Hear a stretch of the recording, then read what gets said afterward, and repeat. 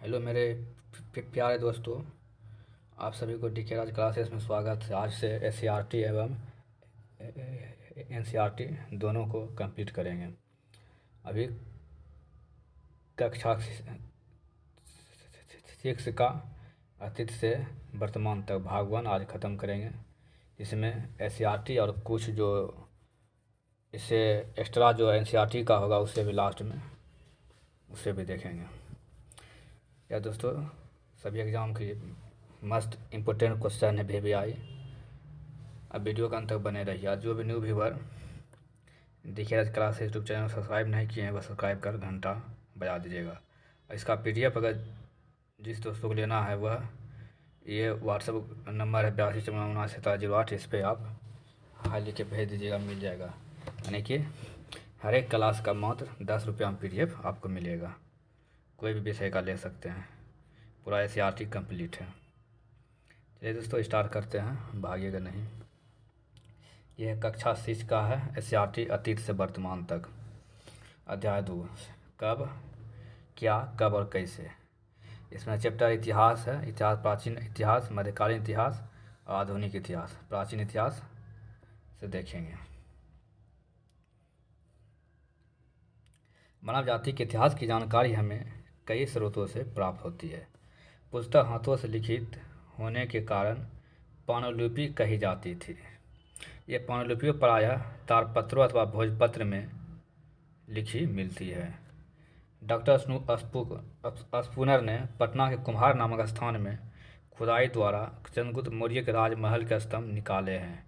इस खुदाई में सोने के बैल के टुकड़े प्राप्त हुए थे। सभी दोस्तों वन लाइनर बनाकर नोट करते जाइएगा। सिक्के शासकों द्वारा जारी किए जाते थे, जिस पर राजकीय चिन्ह, धार्मिक चिन्ह या काई लिपि अंकित होती थी। सिक्कों का अध्ययन मुद्रा शास्त्र कहलाता है। रेडियो कार्बन विधि से क्या यानी कार्बन 14 से की मात्रा पता लगाकर उस जीव की आयु निर्धारित किया जाता है। तिथियों का मतलब, पहले हमारे देश में तिथि की गणना विक्रम संवत और शक संवत से आधार पर होती थी, पर अब मुख्यतः ईसाई धर्म पर ईसा मसीह के जन्म तिथि से की जाती। जन्म के 0 वर्ष माना जाता है। खुदाबंद लाइब्रेरी यह कहाँ है? यह पटना में है।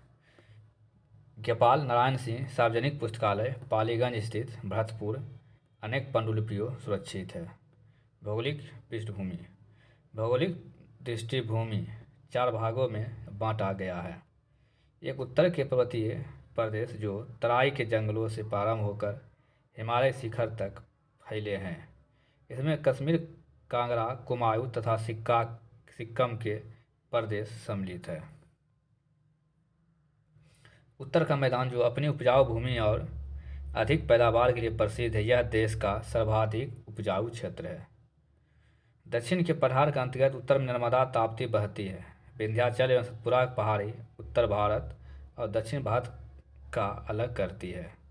शुरू दक्षिण के मैदान में गोदावरी, कृष्णा तथा कावेरी के उपजाऊ डेल्टा वाले प्रदेश हैं। दर्रा, पहाड़ियों के बीच संकरे रास्ते होते हैं, उसे हम क्या कहते हैं? दर्रा कहते हैं। खैबर, उत्तर पश्चिम पाकिस्तान की सीमा और अफगानिस्तान के काबुलिस्तान मैदान के बीच हिंदू कुश के सफ़ेद कोह पर्वत श्रृंखला में बोलन पाकिस्तान में बलूचिस्तान का एक प्रमुख दर्रा जो कोयटा को जैकोबाबाद से जोड़ता है। बिंदी के दक्षिण में ब्रह्मगिरी स्थल पर लगभग 3000 साल पहले लोगों ने महापाषाणिक संस्कृति का विस्तार किया था। महापाषाणिक संस्कृति मृतकों को दफनाकर उसके चारों तरफ बड़े बड़े पत्थर गाड़ दिए जाते थे। कोल्डिवा एवं चोपानी मांडो ऐसे स्थल है जहाँ सबसे पहले चावल उपजाने का प्रमाण मिला।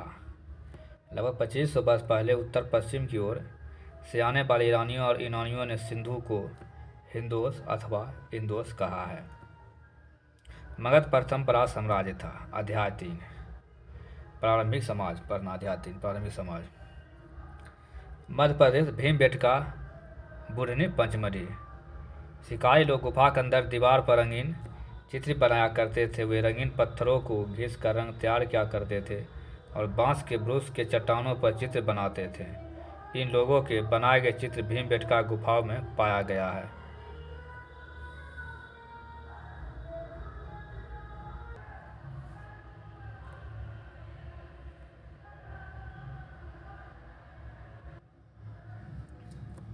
आज दोस्तों लक्ष्मी जी का मूर्ति थोड़ा सा भांस रहा है, इसी कारण थोड़ा सा आवाज़ की दिक्कत हो रहा होगा। पैसरा, यह पैसरा बिहार के मुंगेर जिले में अवस्थित है। दोस्तों VVI क्वेश्चन है। यहाँ पर आरंभिक मानव से संबंधित पुराने स्थल मिले हैं। यहाँ से यूरोप फ्रांस में पाए जाने वाले आरंभिक मानवों की तरह के औजार मिले हैं। पैसरा समृद्ध आवास निर्माण स्थल था। पाषाण का अर्थ पत्थर से है। यह 3 भाग में पुरापाषाण, मध्यपाषाण और नवपाषाण काल। पाषाण काल के लोग मनोरंजन के लिए चित्र और नृत्य करते थे। ये सब दोस्तों कल कॉपी में ऑप्शन वाला हम बताए थे, पढ़े थे, देखे थे, आप हम सब मिलकर पढ़े थे। इतिहास पिता हेरोडोटस थे। भीमबेटका मध्य प्रदेश के रायसेन जिले में है और शैल चित्र के लिए प्रसिद्ध है। इसका दोस्तों ऑनलाइनर भी है, उसे भी करवा देंगे शॉर्ट में, जो कि कम समय में रिविजन हो जाएगा। विश्व का सबसे प्राचीन अभिलेख बोगाजकोई अभिलेख है। भारतीय उपमहाद्वीप में आरंभिक मानव के निशान बिहार मुंगेर पैसरा से मिला है। अध्याय 4 आ गया देखते देखते। प्रथम कृषक एवं पशुपालक। खेती की शुरुआत ईरान और इराक देश की पहाड़ियों के तलछट से हुई। पहले वहीं के रहने वाले लोगों ने खेती प्रारंभ किया था।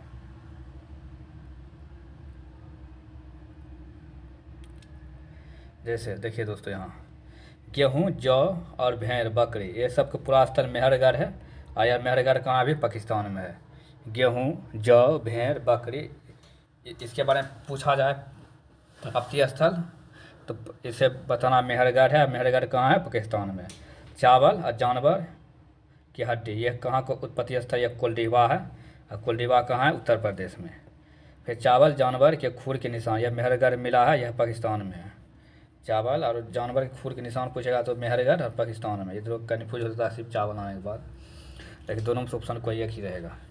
गेहूँ, दलहन, कुत्ता, भेड़, बकरी, ये सब बुरजहोम से प्राप्त हुआ है। बुरजहोम कहाँ है? कश्मीर में। गेहूँ, चना, जौ, ये चिरांद से हुआ है। और चिरांद कहाँ है? बिहार में। चिरांद कहाँ है दोस्तों? बिहार में है। कला, काला चना, ज्वार, बाजरा, भेड़, सुअर, यह पचमपल्ली या आंध्र प्रदेश में है। काला चना, ज्वार, बाजरा, भेड़, सुअर, ये पचमपल्ली आंध्र प्रदेश प्राप्त हुआ है। पहचान स्थित मेहरगढ़ समृद्ध वह स्थान है जहाँ से पहले गेहूँ, जौ उगाने और पशुपालन के साक्ष्य मिले हैं। यहाँ पुराविदों के 7 स्तर प्राप्त हुए। पहला 3 स्तर नवपाषाण काल का और प्रत्येक स्तर से कृषि उत्पादन और पशुओं भेड़ बकरी के पालन के साक्ष्य मिले हैं। चिरांद, चिरांद यह बिहार के छपरा में है। यह बिहार स्थायी सभ्य जीवन में पहली नवपाषाण संस्कृति है। यहाँ से 3 स्तर मिले हैं। यहाँ से पत्थर के औजार के अलावे बड़ी संख्या में हड्डियों और सी से बने औजार मिले हैं। यहाँ के घर गोल होते थे। घरों के चूल्हे एक समूह में मिले हैं। मिट्टी के बर्तन काफ़ी सुंदर है जो काले, नीले, लाल, धूसर रंग के हैं। मिट्टी के बर्तन काफ़ी सुंदर है जो काले, नीले, लाल, धूसर रंग के हैं। यहाँ गेहूँ, धान, मसूर के साक्ष्य मिले हैं एवं मिट्टी के खिलौने भी मिले हैं। सबसे पहले आदमी ने कुत्ता को पालतू जानवर बनाया। चिरांद यह बिहार छपरा बिहार स्थायी सभ्य जीवन में पहली नवपाषाण संस्कृति है। यहाँ से 3 स्तर मिले हैं। यहाँ से पत्थर के औजार के अलावे बड़ी संख्या में हड्डियों और सिंह से बने औजार मिले हैं। यहाँ के घर गोल होते थे। घरों के चूल्हे एक समूह में मिले। मिट्टी के बर्तन काफ़ी सुंदर है जो काले, नीले, लाल, धूसर रंग के हैं। यहाँ गेहूँ, धान, मसूर के साक्ष्य मिले एवं मिट्टी के खिलौने भी मिले हैं। यहाँ गेहूँ, धान, मसूर के साक्ष्य मिले एवं मिट्टी के खिलौने भी मिले हैं। सबसे पहले आदमी ने कुत्ता को पालतू जानवर बनाया। सबसे पहले पालतू जानवर किसे बनाया था? आदमी ने कुत्ता को बनाया था। इसे दोस्तों बार पूछा गया आया क्वेश्चन। अध्याय 5 प्रारंभिक शहर प्रथम नगरीकरण। नवपाषाण काल के बाद धातु युग प्रारंभ हुआ। धातु युग में निम्न नगरों का विकास हुआ। कोरदीजी या अमृत सिंध में है। कोरदीजी अमृत सिंध में है। सरायखेला और जलीलपुर यह उत्तरी पंजाब में है। और कालीबंगा यह राजस्थान में स्थित है। पहला धातु तांबा था जिसे नदी की तलहटी से प्राप्त किया था। ऐसा दोस्तों भी ये बहुत बार पूछा गया। भारत में हड़प्पा सभ्यता है। और मेसोपोटामिया सभ्यता कहाँ? यह इराक में। संग सभ्यता यह चीन में है। नवपाषाण युग के बाद विश्व के कई हिस्सों में मानवीय संस्कृति ने सभ्यावेश में प्रवेश किया।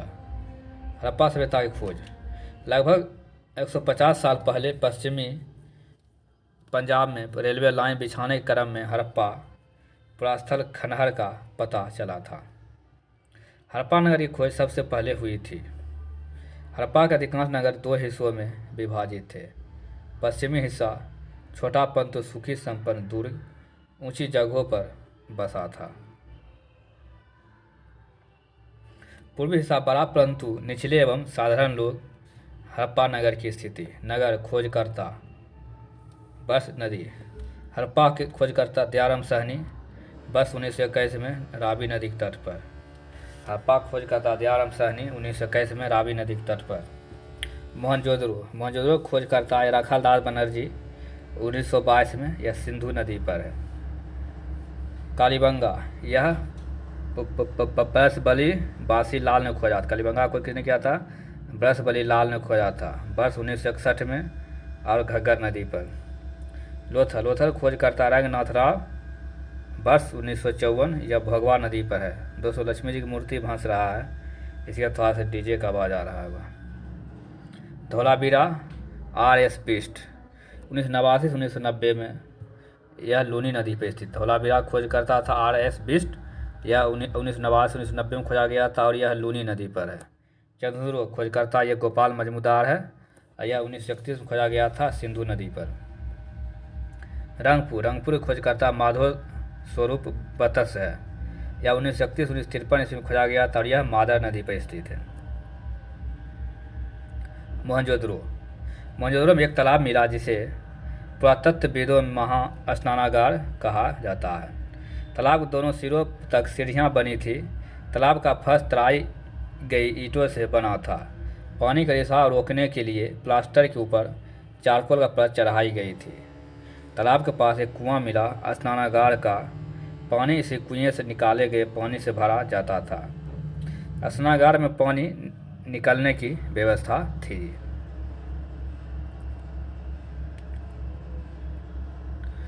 स्नानागार के चारों ओर कमरे बने हुए थे। विशिष्ट अवसर पर स्नान। मोहनजोदड़ो, हड़प्पा, कालीबंगा, लोथल में एक समान विशेषताओं वाली संरचनाएं मिली है। इन संरचनाएं को अन्नागार कोठार के रूप में पहचान शुरू हुई। कालीबंगा और लोथल में अग्निकुंड के साक्ष्य मिले हैं। यह किया जाता है। नगरीकरण की शुरुआत हड़प्पा सभ्यता के समय से शुरू हुई। नगरीकरण की शुरुआत हड़प्पा सभ्यता के समय से शुरू हुई। हड़प्पा सभ्यता की खोज कांस्य युगीन थी। हड़प्पा मात्र सत्तात्मक था। स्वास्तिक का चिन्ह हड़प्पा सभ्यता की देन है। हड़प्पा निवासी का रुचि शतरंज खेल में था। हड़प्पा के लोग लोहा से अग्निभिज्ञ थे। हड़प्पा की मिट्टी के बर्तन में प्रयुक्त रंग लाल था। हड़प्पा सभ्यता का व्यापारिक संबंध मेसोपोटामिया से था। हड़प्पावासी वृक्ष और पशु की पूजा करते थे, अर्थात प्राकृतिक पूजक भी थे। हड़प्पावासी वृक्ष और पूजा करते थे। हड़प्पा के लोग इसलिए ताबीज पहनते थे, संभवतः भूत प्रेत और जादू टोना पर विश्वास करते थे। हड़प्पा के लोग मृतकों को दफनाते एवं जलाते भी थे। हड़प्पा की सड़कें और नालियाँ इमारतें। हड़प्पा के नगर प्रायः 1 या 2 मंजिले, कुछ 3 मंजिले थे। प्रत्येक घर में एक आंगन था। मकानों के दरवाजे और खिड़कियां मुख्यतः सड़कों के बजाय गली में खुलते थे। नगरों में सुव्यवस्थित सड़कें और नालियां बनी थी। इसके साथ साथ जल की निकासी के लिए नालियों का भी उचित प्रबंधन था। गलियां और सड़कें एक दूसरे के समकोण पर मिलता था।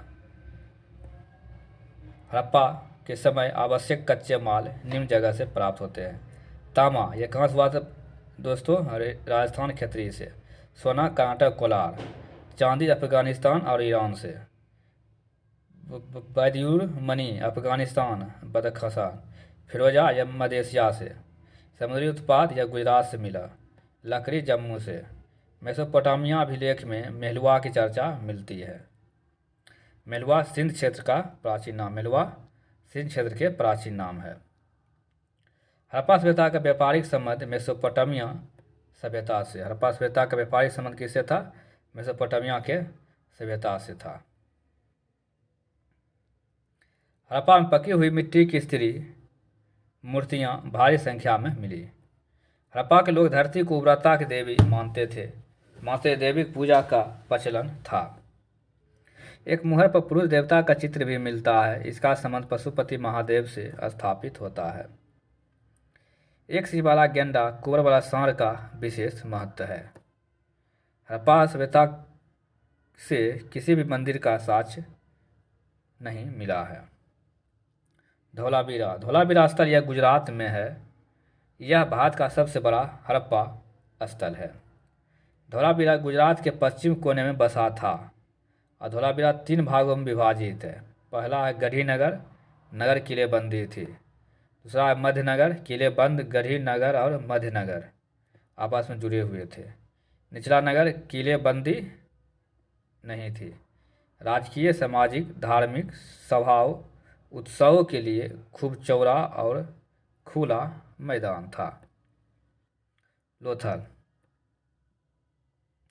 लोथल खंभात की खाड़ी से निकट अहमदाबाद से 80 किलोमीटर की दूरी पर स्थित एक हड़प्पा नगर था। शहर किलेबंदी की गई थी। किले के भीतर सार्वजनिक और निजी दोनों तरह के भवन थे। फांस की खाड़ी की मोहरें यहाँ पाई गई है। लोथल से जलीय मार्ग से व्यापार होता था। लगभग 1700 ईसा पूर्व हड़प्पा सभ्यता का ह्रास होने लगा था। पतन के कई सारे कारण इतिहासकार ने दिए। अध्याय 6 जीवन के विभिन्न आयाम। हड़प्पा सभ्यता के पतन के बाद वैदिक युग प्रारंभ हो गया। यह 2 भागों में था। वैदिक काल 1500 से 1000 ईसा पूर्व। उत्तर वैदिक काल 1000 से 600 ईसा पूर्व। पूर्व वैदिक साहित्य के अंतर्गत ऋग्वेद को रखा जाता है, जबकि उत्तर वैदिक साहित्य के अंतर्गत शेष 3 वेद यजुर्वेद, सामवेद और अथर्ववेद आता है। ब्राह्मण, आरण्यक और उपनिषद भी उत्तर वैदिक काल से ही संबंधित है। वैदिक साहित्य में वेद कितने हैं? 4 है। ब्राह्मण 9 और वेदांग 6 है और आरण्यक 6 है। प्रारंभिक उपनिषदों की संख्या कितनी है? 13 है और कुल उपनिषद 108। वेदों की श्रुति सुना हुआ भी कहते हैं। वेद की भाषा को पराक या वैदिक संस्कृति भी कहते हैं। वेदों की प्रथम रचना करने वाले लोग खुद को आर्य कहते हैं। आर्य के विरोधी दास एवं 10 युगों के बारे में कहा गया है कि वे आर्यों देवताओं में श्रद्धा न करने वाले थे, अतः आर्य का उन्हें शत्रु माना गया है। आर्य शब्द का अर्थ एक विशेष भाषा बोलने वाले व्यक्तियों समूहों से जिन्होंने सर्वप्रथम पश्चिमोत्तर भारत में अपना निवास स्थान बनाया और भारत में एक नई संस्कृति भारत में लाया। संस्कृत भाषा यूरोपीय भारत यूरोप आर्य का बसा।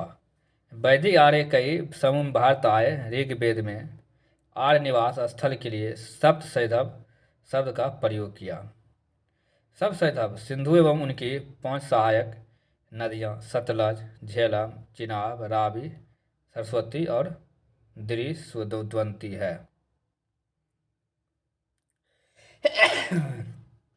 गंगा यमुना द्वाब गंगा एवं यमुना नदी के बीच का क्षेत्र है। ऋग्वेद में हमें पता चलता है कि जिसके पास अधिक गाय थी वह धनी माने जाते थे और गाय को लेन देन का एक खास साधन मानते थे। ऋग्वेद में कुल 10 मंडल थे। गायत्री मंत्र का उल्लेख ऋग्वेद में मिलता है। गायत्री मंत्र का उल्लेख ऋग्वेद के 3 मंडल में मिलता है। सरस्वती नदी को ऋग्वेद में सबसे पवित्र नदी माना गया है। सबसे नया वेद कौन सा है दोस्तों? अथर्ववेद है। वैदिक काल में जो राजा कर वसूलता था उसे बलि कहते थे। सातवें वेद मुंडकोपनिषद से लिया गया है। संगीत का जनक किसे कहा था? सामवेद को। यजुर्वेद में कर्मकांड का उल्लेख है। उत्तर वैदिक काल में कृषि लोगों का प्रमुख धंधा था। ऋग्वैदिक काल 1500 से 1000 ईसा पूर्व था ऋग्वैदिक काल का। गायों को प्राप्त करने के लिए आर्यों का एक कबीला दूसरे कबीले के साथ अक्सर युद्ध होता था। गौधन की रक्षा के लिए एक सरदार या राजन को चुनाव किया करता था जो बहादुर हो। ऋग्वैदिक राजन को किसी विशिष्ट भौगोलिक क्षेत्र का स्थायी रूप से शासन करने वाला राजा नहीं माना जाता था, क्योंकि राजनीतिक अवधारणाओं क्षेत्रीय को इंगित करने वाले शब्द जैसे जनपद, राष्ट्र, राज्य का उल्लेख कम की मिलता था। राजन एक कबीले के मुखिया मात्र या वंश परंपरा के लोग एक साथ रहते थे। ऋग्वैदिक काल में विधक का सबसे ज़्यादा महत्व था, बाद में घटता गया। फिर सभा और समिति आया। सभा में केवल प्रतिष्ठित लोग थे। समिति आम लोगों की संस्था थी। इस बैठक में राजा का भाग लेना अनिवार्य था।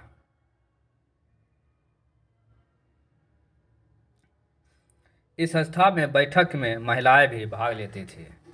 ऋग्वैदिक काल में मुख्य पेशा क्या था? पशुपालन था।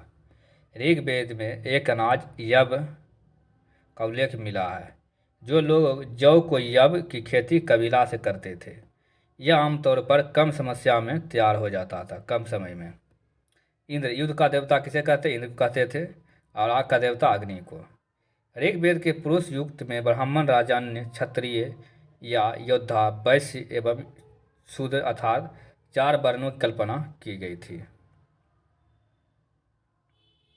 उत्तर वैदिक काल 1000 ईसा पूर्व से 600 ईसा पूर्व आर्य पशुपालन के साथ खेती भी करने लगे। उत्तरी भारत में लव युग का आरंभ हुआ। खेती परम अस्थायी निवास। हस्तिनापुर, आलमगीरपुर, अतरंजी खेरा आदि स्थानों पर लौह के युद्ध के शस्त्र अवशेष मिले हैं।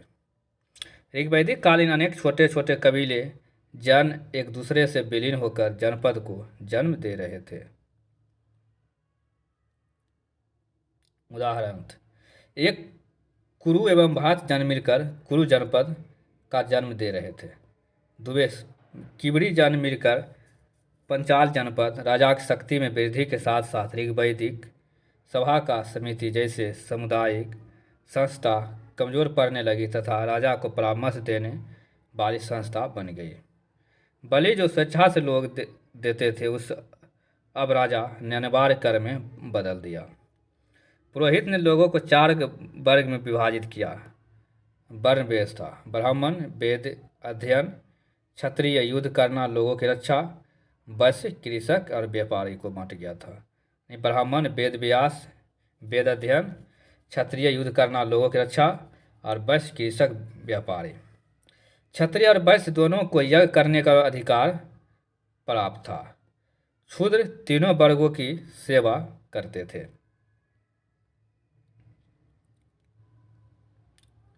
मलायक तथा शूद्रों के वेदों के अध्ययन का अधिकार प्राप्त नहीं था। पुरोहितों के अनुसार सभी वर्गों का निर्धारण जन्म आधार पर होता था, जैसे क्षत्रिय का संतान। वैदिक कालीन शिक्षा। दोस्तों वैदिक शिक्षा देखेंगे। वैदिक काल में शिक्षा मौखिक रूप से दी जाती थी। शिक्षा के लिए विद्यार्थी को गुरु के आश्रम में 12 वर्ष रहना पड़ता था। शिक्षार्थियों को वेदों के मूल पाठ को कंठस्थ कराया जाता था। वेद के अलावे गणित एवं व्याकरण की शिक्षा भी दी जाती थी। अरुणि की कहानी। अरुणि वेदों और शास्त्रों का बहुत बड़ा ज्ञाता बना और उद्धारक ऋषि के नाम से प्रसिद्ध हुआ। इनाम गांव महाराष्ट्र राज्य में घोर नदी के तट पर स्थित एक ताम्र बस्ती थी। इनाम गांव महाराष्ट्र राज्य में घोर नदी के तट पर स्थित एक ताम्र बस्ती थी। इनाम गांव के लोग मिट्टी से बनी झाड़ियों, छत, फूस की बनी होती थी। यहाँ के लोग बर्तन का उपयोग करते थे जिस पर काले रंग की ज्यामितीय आकृति बनी होती थी। इनाम गांव में तान पसान संस्कृति के लोग का सबसे रोचक पहलू मृतकों को दफन करने का था। एक आदमी को मकान के आंगन में मिट्टी के बने संदूक में दफनाया गया था। यह मकान बस्ती के बीच में बसा सबसे बड़ा मकान था। मृतकों को मिट्टी का बर्तन, खाने पीने की वस्तु, औजार, हथियार गहन खुदाई में मिले थे। अभी दोस्तों अध्याय 7 आ गया है प्रारंभिक राज्य SCRT का, क्लास 6 का। बौद्ध, जैन तथा जैन ग्रंथों में हमें 16 महाजनपदों का उल्लेख मिलता है। महाजनपद के राजा नियमित रूप से कर वसूलते हैं। फसलों पर लगाया जाने वाला कर महत्वपूर्ण उपज का 16वां भाग है। मगध की राजधानी गिरिब्रज थी तथा दूसरी पाटलिपुत्र थी। मगध की दोनों राजधानियां राजगीर पहाड़ियों से एवं पाटलिपुत्र नदियों से घिरी थी। मगध का 12वीं संस्थापक बिंबिसार हर्यक वंश के था। इसने स्थिति की मजबूती देने के लिए कौशल एवं लिच्छवी राजवंश की राजकुमारी से विवाह किया। हर्यक वंश को मगध साम्राज्य का प्रथम वास्तविक वंश माना जाता है। हर्यक वंश को मगध साम्राज्य का प्रथम वास्तविक वंश माना जाता है। बिंबिसार का राजवैजीवक था। बिंबिसार ने कौशल के राजा प्रसेनजीत को हराकर काशी प्राप्त किया। मगध के नंद वंश का अंतिम शासक धनानंद था। अजातशत्रु अपने पिता बिंबिसार की हत्या कर राजा बने थे। पाटलिपुत्र संस्थापक उदयन था।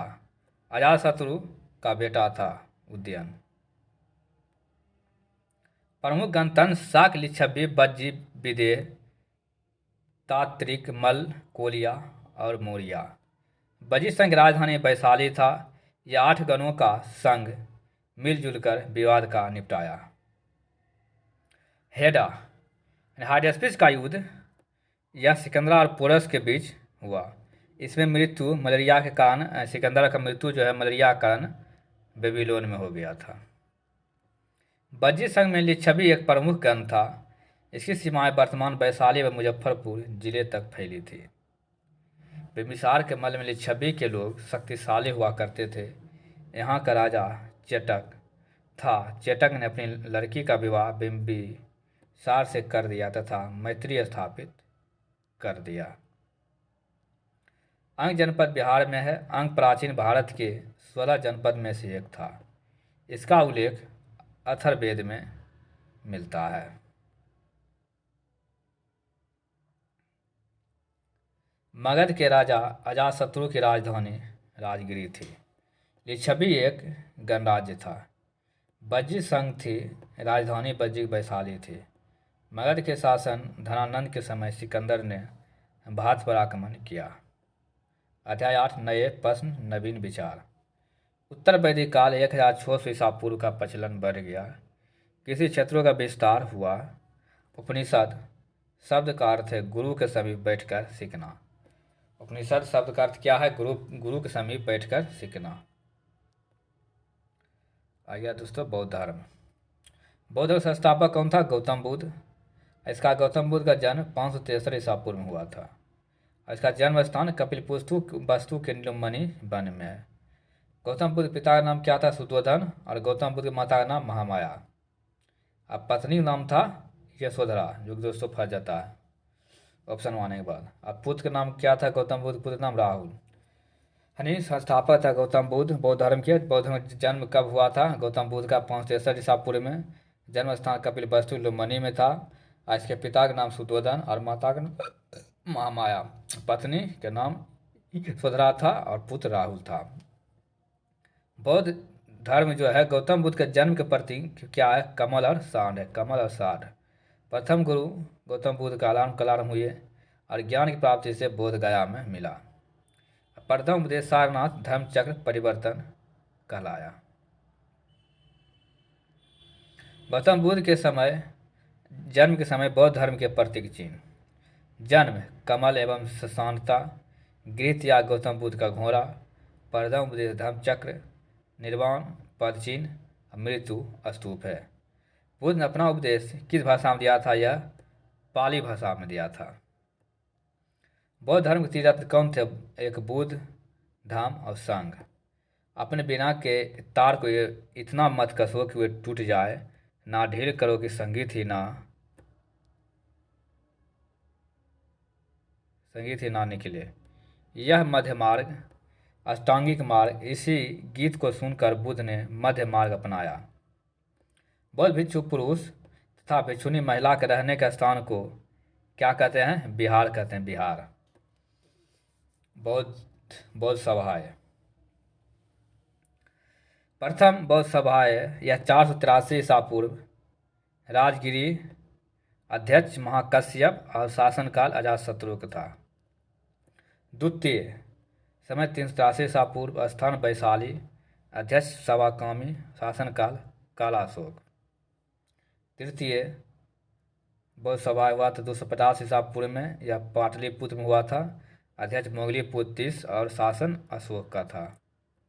चतुर्थ बौद्ध संगीत 98 ईसा पूर्व में हुआ था, यह कुंडलवन अध्यक्ष वसुमित्र था और उपाध्यक्ष अशोक घोष, यह कनिष्क के शासन काल में हुआ था। यानी का आक शासन काल पूछेगा तो ओ का आक, ओ से आ से अजातशत्रु, का से कालाशोक, ओ से अशोक, को से कनिष्क।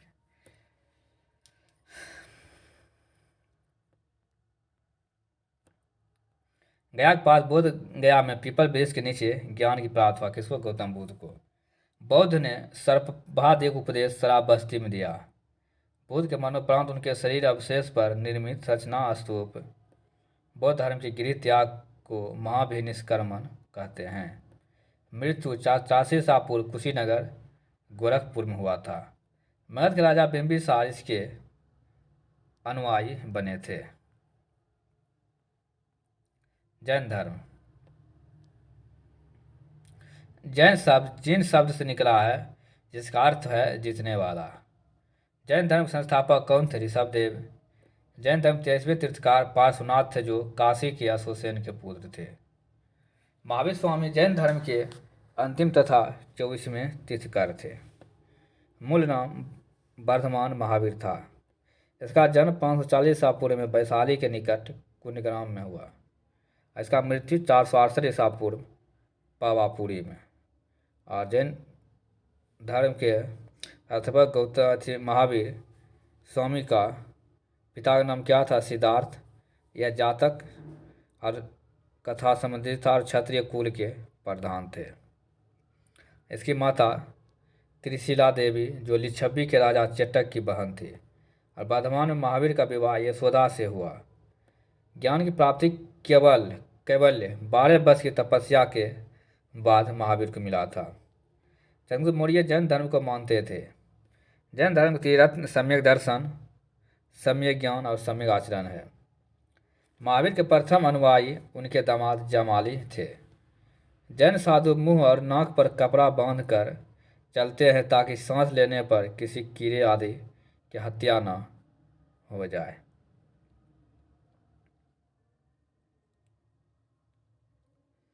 महावीर ने अपने उपदेश में कर्म को प्रधान बताया। जैन धर्म का ऐसा मानना है कि त्रिरत्न को अपनाया जाए तो जीवन मरण के दुखों से छुटकारा मिल सकता है। महावीर स्वामी की मृत्यु 468 ईसा पूर्व में हुई थी। नचिकेता की कहानी कठोपनिषद से ली गई है।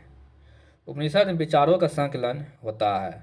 महावीर ने अपनी शिक्षा आम लोगों को प्राकृतिक भाषा में दी थी। जैन धर्म त्रिरत्न सम्यक दर्शन, सम्यक ज्ञान और सम्यक चरित्र है। जैन धर्म के अनुयायियों का मानना है कि इस मार्ग में चलने से मनुष्य जीवन मरण के दुखों से छुटकारा पा सकता है। जैन धर्म के अनुयायियों का मानना है कि इस मार्ग में चलने से मनुष्य जीवन मरण के दुखों से छुटकारा पा सकता है।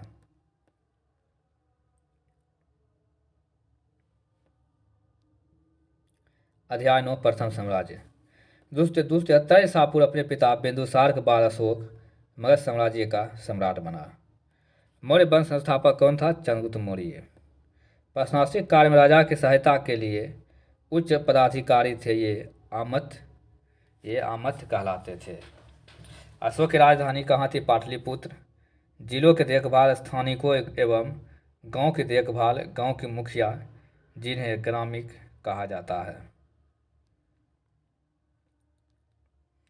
उड़ीसा कलिंग बौद्ध धर्म अपना लिया था। उड़ीसा के कलिंग जो है बौद्ध धर्म अपना लिया था, कलिंग उड़ीसा। सुदर्शन झील या गुजरात का निर्माण चंद्रगुप्त मौर्य ने करवाया था। चंद्रगुप्त मौर्य जैन धर्म के अनुयायी थे। गुरु चाणक्य कौटिल्य। चंद्रगुप्त के दरबार में आने वाले प्रथम यूनानी मेगास्थनीज था। इसने इंडिका पुस्तक लिखी थी। बाबरी अभिलेख से अशोक का बौद्ध धर्मावलंबी होना और धम्म तथा संघ में विश्वास करने के संबंध में जानकारी मिलती है। धम्म संस्कृत शब्द का प्राकृतिक रूप है। धम्म जो संस्कृत शब्द का प्राकृतिक रूप है। वर्तमान जहानाबाद जिले के बराबर पहाड़ी की तीनों गुफाओं की दीवारों पर अशोक के लेख उत्कीर्ण मिले हैं। इसमें अशोक द्वारा आजीवक संप्रदाय के साधु के आवास के लिए गुफा दान में दिए जाने का विवरण प्रस्तुत है। 1837 ईस्वी में जेम्स प्रिंसेप नामक अंग्रेज विद्वान ने सर्वप्रथम ब्राह्मी लिपि को पढ़ा, जो कि अशोक के शिलालेख में लिखा था। अशोक ने अपने पुत्र महेंद्र एवं पुत्री संघमित्रा के नेतृत्व में एक दल श्रीलंका भेजा बौद्ध धर्म के प्रचार के लिए। सारनाथ के स्तंभ के शीर्ष पर 4 सिंह बनाए गए थे। 26 जनवरी 1950 को जब गणतंत्र बना तो 4 सिंहों की इस बनावट को राष्ट्रीय चिन्ह के रूप में स्वीकार किया गया। सत्यमेव जयते देवनागरी लिपि में अंकित है। असत्य की ही विजय होती है। बिहार के ही चंपारण जिले में रधिया ग्राम के निकट अरेराज नामक स्थान पर लोरिया अरेराज स्तंभ दर्शनीय नंदनगढ़ का स्तंभ चित्र भी यहीं से मिला है। बिहार में रामपुरवा में मिले अशोक स्तंभ का हिस्सा भी इसे राष्ट्रपति भवन में रखा गया है। शिलालेख की प्रयुक्त लिपि ब्राह्मी लिपि या बाएं से दाएं, खरोष्टी लिपि या दाएं से बाएं। अशोक का 7वां अभिलेख सबसे ज़्यादा लंबा अभिलेख है। अब दोस्तों आ गया अध्याय 10 शहरी एवं ग्रामीण जीवन। लगभग 185 ईसा पूर्व में अशोक के अक्षम अधिकारियों एवं उनकी प्रशासनिक कमजोरियों की वजह से मौर्य साम्राज्य का पतन हो गया। सुदर्शन झील का जिक्र रुद्रनामन जूनागढ़ अभिलेख से मिलता है। अब मध्य एशिया से भारत होते हुए एक व्यापारिक मार्ग गुजरता था, जो चीन को रोमन साम्राज्य को पश्चिम प्रांत से जोड़ता था। रेशम मार्ग हिंदी यूनानी शासकों ने सोने के सिक्के को भारत में पहली बार जारी किया।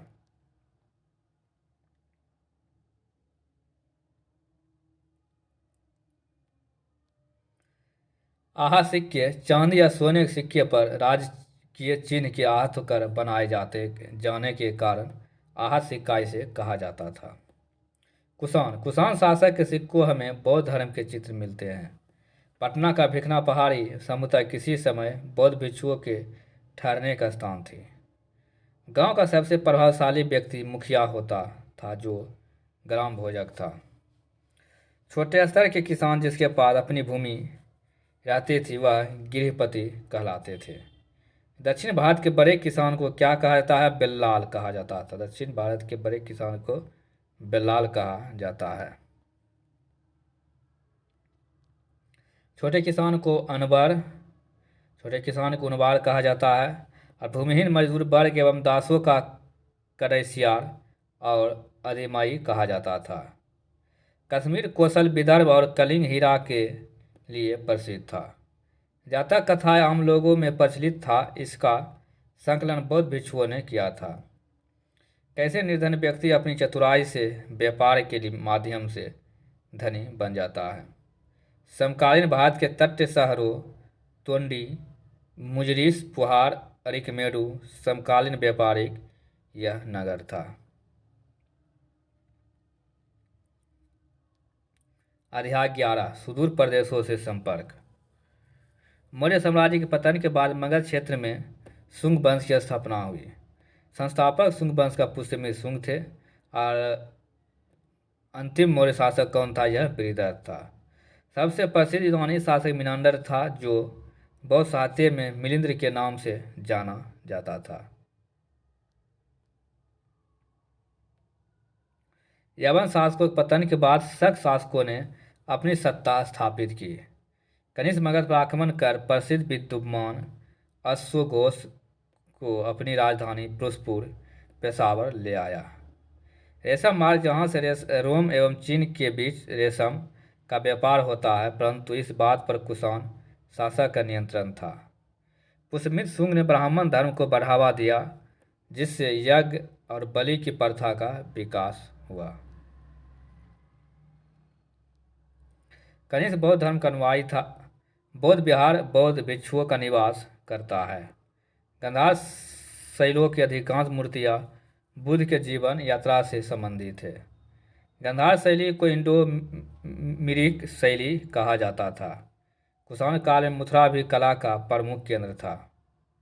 मथुरा शैली में स्थानीय रूप से उपलब्ध सुंदर लाल बलुआ पत्थर का उपयोग होता है। आंध्र प्रदेश के अमरावती से बुद्ध की कई मूर्तियाँ मिली। अमरावती शैली कला विदेशी प्रभाव से पूर्ण मुक्त है। गौतम बुद्ध की सबसे विशाल मूर्ति अफगानिस्तान के बामियान के पहाड़ को काटकर बनाया गया था। दोस्तों, अध्याय 12 आ गए हैं। जो भी न्यू व्यूवर आपने teachers class YouTube channel subscribe नहीं किए, वह सब्सक्राइब कर घंटा बजा दीजिए। थोड़ा सा वीडियो लंबा है, क्योंकि एक ही क्लास में टोटल क्लास 6 का हिस्ट्री ख़त्म कर रहे हैं। इसी तरह की वीडियो पाने के लिए आप अपने teachers classes YouTube channel subscribe कर घंटा बजा दीजिएगा और अधिक अधिक दोस्तों तक ग्रुप में इसे भेजिए, जो कि आप सभी को मदद मिल सके। अध्याय 12 नए साम्राज्य एवं राज्य। समुद्रगुप्त वंश का प्रभावशाली शासक था।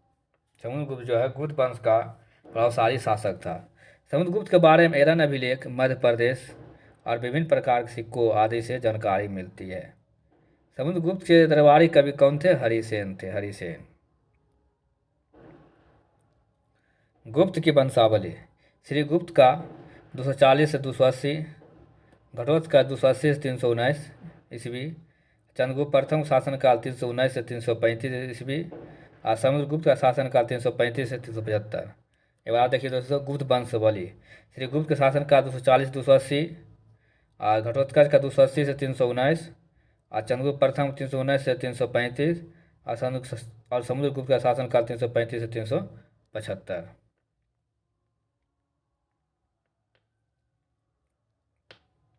रामगुप्त का शासनकाल 375 से 415, कुमारगुप्त शासनकाल 415 455, स्कंदगुप्त शासनकाल 455 से 467। समुद्रगुप्त के बाद रामगुप्त को हटाकर इसका योग्य पुत्र चंद्रगुप्त द्वितीय शासक बना। देख लीजिए इसको दोस्तों फिर से। रामगुप्त का शासनकाल 375 415, कुमारगुप्त 415 455, स्कंदगुप्त 455 467 और समुद्रगुप्त के बाद रामगुप्त को हटाकर इसका योग्य पुत्र चंद्रगुप्त द्वितीय शासक बना। दिल्ली के मेहरौली स्थित लौह स्तंभ में चंद्र नाम का जिस शासक का उल्लेख मिलता है उसे चंद्रगुप्त द्वितीय कहा जाता है।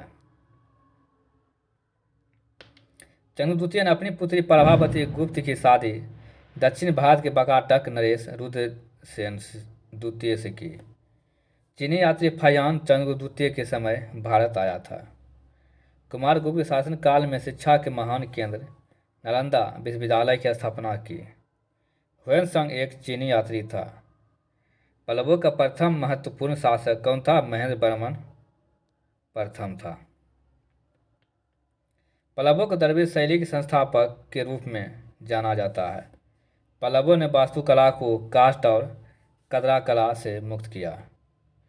ऐहोल अभिलेख में पुलकेशिन द्वितीय की प्रशंसा की गई है। समुद्रगुप्त की प्रयाग पर हस्ती अभिलेख को किसने लिखा था? यह हरिसेन ने लिखा था। कामरूप यह असम का पुराना नाम है। कुमारगुप्त के बाद स्कंदगुप्त शासक बना। हुनों को पराजित किया और विक्रमादित्य की उपाधि धारण की। प्रथम हुन आक्रमणकारी तोरमन इनका पुत्र मिहिर बौद्ध धर्म के प्रति घृणा करता था। इसे बौद्ध भिक्षुओं की हत्या और बौद्ध विहार को नष्ट किया था। इसी कारण अध्याय 13 संस्कृत और विज्ञान, संस्कृति और विज्ञान। भारत के इतिहास में चौथी एवं सातवीं सदी के बीच का समय सांस्कृतिक एवं वैज्ञानिक प्रगति के दृष्टिकोण से महत्वपूर्ण है। कुमार संभव में कालिदास शिव पार्वती के प्रेम व्यथों का वर्णन किया है। कालिदास की रचना ऋतुसंहार, मेघदूतम, मेघदूतम, कुमार संभव और रघुवंशम, अभिज्ञान शकुंतलम, ये सब किसका है? कालिदास रचना। कालिदास रचनाकार कौन? ऋतुसंहार, मेघदूतम, कुमार संभव और रघुवंशम, अभिज्ञान शकुंतलम। क्षुद्रक की रचना किया है मृच्छकटिका। मृच्छकटिका में क्षुद्रम की रचनाकार है। मुद्रा राक्षस के लेखक किसे जाना जाता है? विशाखदत्त को।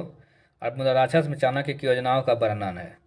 चंद्रगुप्त द्वितीय के नवरत्नों में से एक अमर सिंह ने अमरकोश की रचना की थी। कामसूत्र के लेखक कौन है? बतस्यायन। पंचतंत्र के लेखक कौन है? विष्णु शर्मा थे।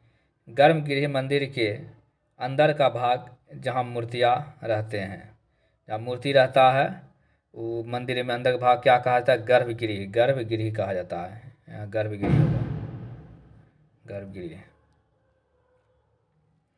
सारनाथ का धार्मिक स्तूप का निर्माण ईंटों से हुआ था। मूर्तिकला के क्षेत्र में चौथी से सातवीं सदी के बीच मथुरा, सारनाथ और पाटलिपुत्र महत्वपूर्ण केंद्र के रूप में उभरा। विष्णु की प्रसिद्ध मूर्ति देवघर यूपी के दशावतार मंदिर में है। चित्रकला का सबसे अच्छा उदाहरण अजंता की गुफा महाराष्ट्र से मिला है। एलोरा की गुफा का निर्माण राजकुश ने करवाया था। सबसे पहले ऋग्वेद पुस्तक की रचना हुई। आयुर्वेद विद्वान और महान चिकित्सक धन्वंतरी चंद्रगुप्त द्वितीय के दरबार में थे। सबसे पहले आर्यभट्ट ने बताया कि पृथ्वी गोल है और यह अपनी ध्रुव पर घूमती है। शिल्पादि क्रम तमिल साहित्य थे। अभिज्ञान शकुंतलम क्या है? एक नाटक है। ये दोस्तों पूछा गया है क्वेश्चन। हस्तचरित हर्षवर्धन की रचना नागनंद, रत्नावली और प्रियदर्शिका है। हर्षवर्धन की रचना क्या है? नागनंद, रत्नावली और प्रियदर्शिका है। इलांगो ने शिल्पादिकारम की रचना की। इलांगो ने शिल्पादिकारम की रचना की। अध्याय 14 डॉक्टर सदाशिव अल्तेकर महान पुरातत्वविद एवं इतिहासकार थे। काशी का प्रसाद जायसवाल यह मिर्जापुर उत्तर प्रदेश के निवासी थे। उनकी पुस्तकों ने इतिहास लेखन में क्रांति ला दी। पटना संग्रहालय की स्थापना के.पी. जायसवाल के प्रयास से हुआ। के.पी. जायसवाल को लंदन में श्यामजी कृष्ण बर्नलाल हरदयाल ए.बी.डी. सावरकर से संपर्क हुआ। Bihar and Orissa research society के संस्थापक सदस्य के.पी. जायसवाल था। के.पी. राजेंद्र प्रसाद की अध्यक्षता में बिहार इतिहास परिषद की स्थापना की। History of India KP. Jaiswal ने 1930 ईस्वी में किया था। बिहार यू द एजेज के संपादक आर दिवाकर थे। बिहार यू द एजेज के संपादक कौन थे? आर दिवाकर थे। अब दोस्तों कुछ एनसीईआरटी फैक्ट देख लेंगे जो कि कक्षा 6 का है, जो एनसीईआरटी से हटकर कुछ विषय दिया गया है। वीडियो थोड़ा लंबा हो गया दोस्तों, वीडियो अंत तक बने रहिएगा।